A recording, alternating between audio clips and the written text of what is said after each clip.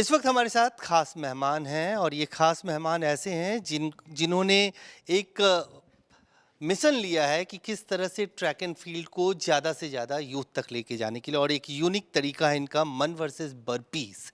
ये बर्पीस जो है 42 किलोमीटर का है और जो पिछले 6 अक्टूबर से शुरू होके 15 अक्टूबर तक चलेगा। मन हमारे साथ है। मन, हम पहले भी बात कर चुके हैं, अब तो आप प्रैक्टिकल कर रहे हैं, ट्रैक पे उतर चुके हैं। किस तरह का एक्सपीरियंस है आपका? ये एक्सपीरियंस ऐसा है जो कर रहा है वो उसी को समझ आएगा, जो मैं ही समझ सकता हूँ क्योंकि मैं ही कर रहा हूँ दिन रात ट्रैक पे। करीबन 160 घंटे हो चुके हैं, 160 घंटे ही हुए होंगे मेरे को करते हुए। और मेरा आखिरी दिन है आज। मैं 35 किलोमीटर्स पहुँच चुका हूँ, आखिरी 7 किलोमीटर बचा है। ये कल तक ख़त्म हो जाएगा। और मेरा जो सपना था बच्चों के लिए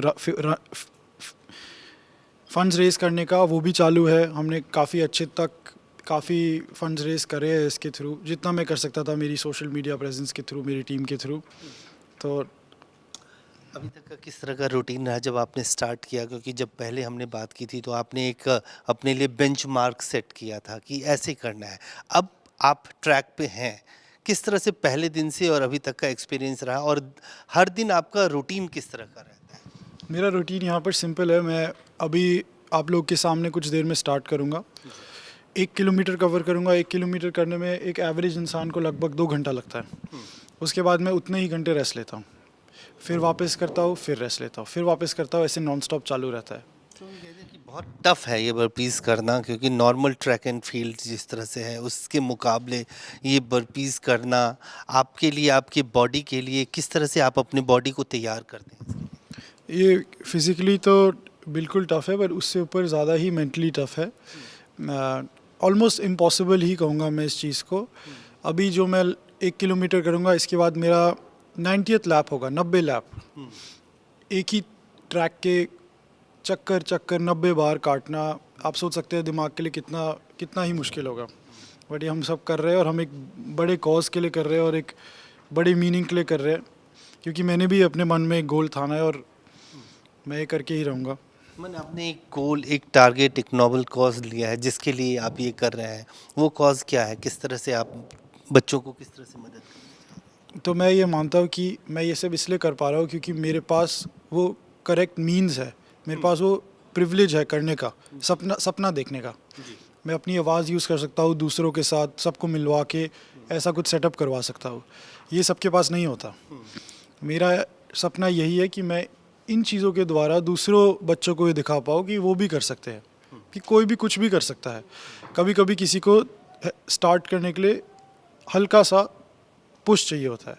ये वही पुश है। हल्के से फंड्स रेस करके हम अगर उन बच्चों के तरह भेज सकते हैं, वो भी अपने सपने पूरे कर सकते हैं या उस डायरेक्शन में जा सकते हैं जैसे मेरे को मिला। फंड रेज करके किस तरह से बच्चों को मदद करना है, और कौन से ऐसे लोग हैं जो आपके इस इवेंट में, इस नोबल कॉज में, जो आप आज चाहेंगे कि जिनको आप थैंक्स कहें, कि जिन लोगों ने आपको यहाँ तक पहुँचाने में मदद की है? तो फंड रेज मैं वन फ्रेंड चैरिटी के लिए कर रहा हूँ, जो डायरेक्टली मेरे वेबसाइट के थ्रू स्कैन कोड्स के साथ डायरेक्टली एनजीओ को जाता है। तो वो 200-300 बच्चों की टेक केयर करते हैं, उनकी नीड्स और रिक्वायरमेंट्स। और ये मेरे जो भी लोग, रैंडम लोग मेरे को देखते हैं, जो भी लोग इंस्पायर होते हैं, वो लोग इस कॉज में फंड्स डोनेट करते हैं। और जा रही इस इवेंट की बात, ये इवेंट क्वेश्चन एसोसिएट्स ने ऑर्गेनाइज करा है और फिट इंडिया और स्पोर्ट्स अथॉरिटी ऑफ इंडिया ने सपोर्ट करा है इस मेरे एडवेंचर को। और फिर हमारे काफ़ी स्पॉन्सर्स हैं, जैसे junior age, anatomy, fitness, gym, and हमारे पास मेडिकल सपोर्ट है फ्रॉम फोर्टिस। हमारे पास मेरे फिजियो पार्टनर। एक आखिरी सवाल आपसे कि किन लोगों का कंट्रीब्यूशन रहा आपको यहाँ तक पहुँचाने में, और आपने जैसा कि बताया कि नोबल कॉज है, किस तरह से बच्चों की मदद करेंगे, और उसके बाद हम चलेंगे ट्रैक पे आपके साथ देखने के लिए। बिल्कुल। तो जैसे मैंने एक्सप्लेन करा था, ये एक वन फ्रेंड एनजीओ के लिए है, वो चैरिटी जो बच्चों के लिए, बच्चों को हर तरीके से सपोर्ट करती है, खाना पीना, उनके एजुकेशन में। और ये एडवेंचर पॉसिबल है क्योंकि हमको स्पोर्ट्स अथॉरिटी ऑफ इंडिया और फिट इंडिया का कोलैबोरेशन मिला, और ये इवेंट ऑर्गेनाइज करा क्वेश्चन एसोसिएट्स कंपनी ने, और हमारे पास बतेरे स्पॉन्सर्स है जैसे कि जूनियर एज जो भी यूथ और चिल्ड्रन को एम्पावर करती है with the right education and information. हमारे पास मेडिकल पार्टनर्स है जैसे फोर्टिस, और मेरे खुद के डॉक्टर अक्षय आर्ट थेरेपी से। हमारे पास न्यूट्रिशन पार्टनर्स है, हमारे पास एनाटॉमी जिम हमको स्पॉन्सर कर रही है, और ऐसे बतेरे और लोग हैं जो इस कॉज में जुड़े हुए हैं साथ में ये पॉसिबल बनाने के लिए। ठीक है, धन्यवाद। मन, आप अपना रूटीन जो है आपका, जो ट्रैक पे जाने का है, आप जाइए। बाकी लोगों से मैं बात करता हूँ और आपको फॉलो करूँगा ट्रैक पे भी। मन अब ट्रैक पे आ चुके हैं और आज इनका आखिरी दिन है बर्पीज के लिए। 35 किलोमीटर ऑलरेडी अचीव कर चुके हैं। और मन से एक बात करते हैं, बहुत इंटरेस्टिंग दिख रहा है, इनके 2 सेट्स ऑफ शूज़ हैं। इसके पीछे क्या है रीज़न? इसके पीछे कोई मतलब नहीं है, बट अगर आप देखोगे तो आपको हमेशा याद रहेगा कि ऐसा कोई था।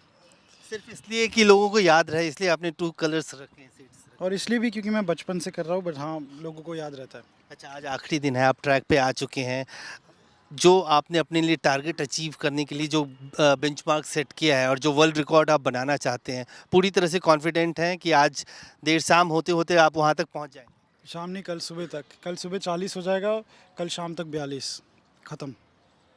चलिए, ऑल द बेस्ट। आप स्टार्ट कीजिए, हम लोग बात करते हैं। और अब देविता शेरगिल जी हैं, जूनियर एज मैगजीन की एडिटर इन चीफ हैं, और मन दूसरी तरफ अपना ट्रैक पे जा रहे हैं। हम इनसे बात करते हैं। ये को स्पॉन्सर भी हैं, इसमें इससे जुड़ी हुई हैं। देविता जी, सबसे पहले तो ये जो मन जो काम कर रहे हैं, इससे आप किस तरह से जुड़ी हैं और किस तरह से आपको लगता है कि ये एक बहुत ही अच्छे नोबल कॉज के लिए? सबसे पहले तो मैं ये कहना चाहूँगी कि मुझे बहुत खुशी है आज की इस देश का समाज, सरकार, शासन पीएम मोदी के फिट इंडिया सपने को इतनी अच्छी रियलिटी दे रहा है। और जो मन ये कर रहा है बहुत बड़ी बात है, क्योंकि वो सिर्फ अपने लिए नहीं ये बर्पी मैराथन कर रहा है। ये इसलिए कर रहा है कि ये अंडर प्रिविलेज बच्चों के लिए फंड्स रेस कर रहा है अपने इस एंडिवर के थ्रू।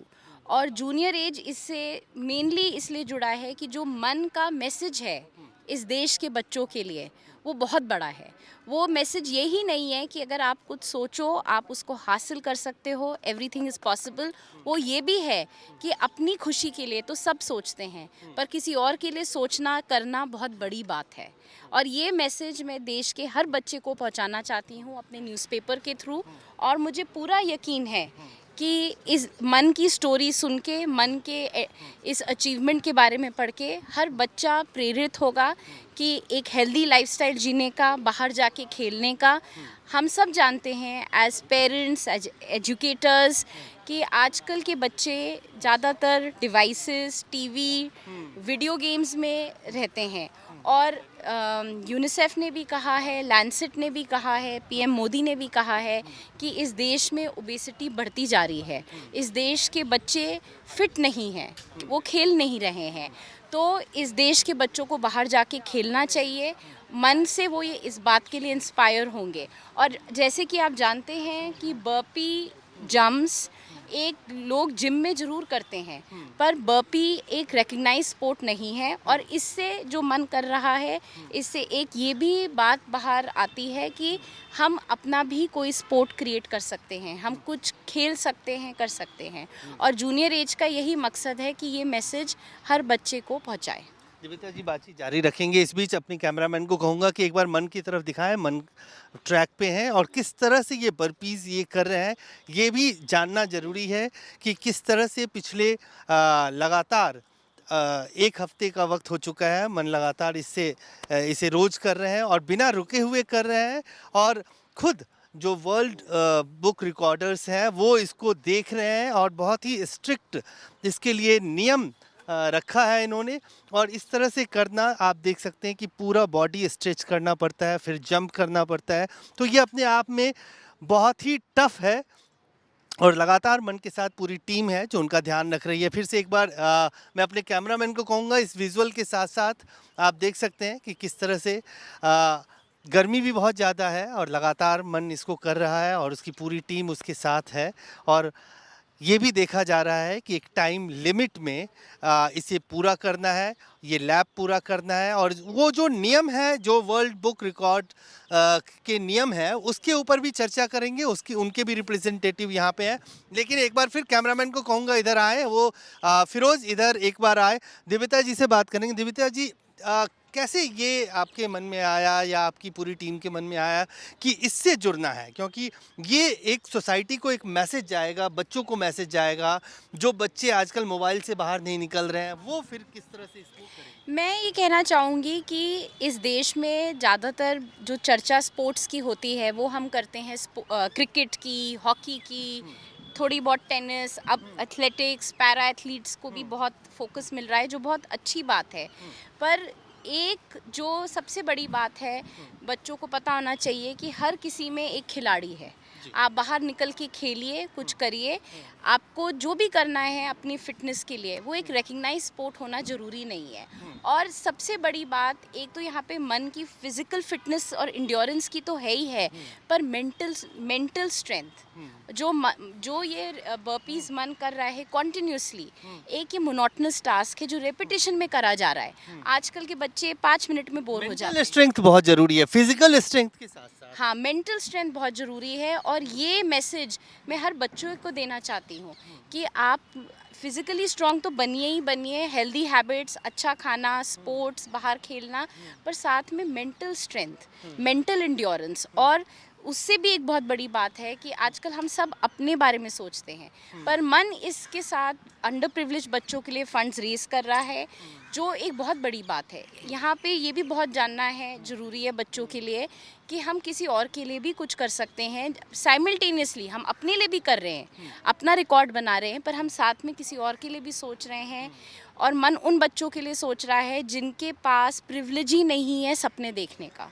वो बच्चे बैरली सर्वाइव करते हैं, तो मन उनको वो विंग्स, सपने दिखा रहा है कि ये आप कर सकते हैं। आप खुद एक मैगजीन चलाती हैं, बच्चों की मैगजीन को चलाती हैं, और उसके माध्यम से आप एजुकेट तो कर ही रही हैं, उनको ये भी मोटिवेट कर रही हैं कि किस तरह से वो फिजिकल एक्टिविटी में इन्वॉल्व करें, सिर्फ एकेडमिक्स में नहीं रहें।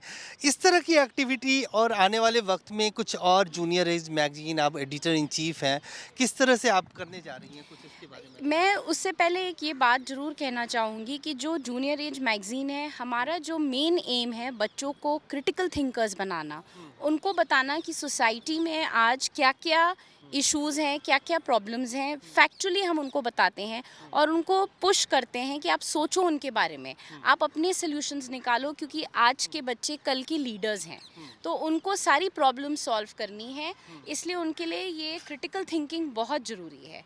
तो जूनियर एज, जैसे जो मन जिस चैरिटी वन फ्रेंड के लिए फंड्स रेज कर रहा है, हमने भी उन बच्चों के साथ जाके आर्ट कंपटीशन किया, उन बच्चों को उत्साहित किया कि अपने, जैसे मन ने ये सपना देखा, आपका क्या सपना है। और हमारे पास बहुत ब्यूटीफुल एंट्रीज आई हैं जिनको हम अपने नेक्स्ट इशू में छापने भी वाले हैं। हमने उन बच्चों को प्राइज़ भी डिस्ट्रीब्यूट किया है, और हमने प्राइजेज़ में उनको स्पोर्ट्स इक्विपमेंट दिए हैं, इसीलिए कि वो खेलें, वो बच्चे भी खेल सकते हैं। और जूनियर एज का गोल ही यही है कि हम आने वाले टाइम में ऐसे डिफरेंट मीनिंगफुल कॉजेज़ के साथ जुड़ सकें और वो मैसेज आगे तक हम दे सकें।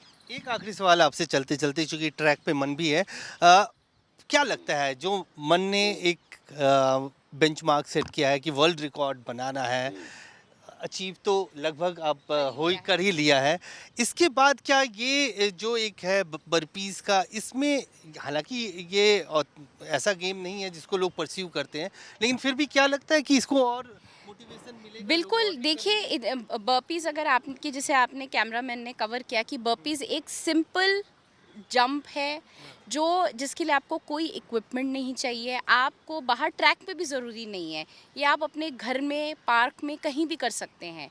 तो ये इस टाइप का एक एक्सरसाइज फॉर्म है, स्पोर्ट है जो पॉपुलर हो सकता है। बच्चे आपस में करके बर्पी कंपटीशन कर सकते हैं, कौन कितने बर्पीज़ कर सकता है।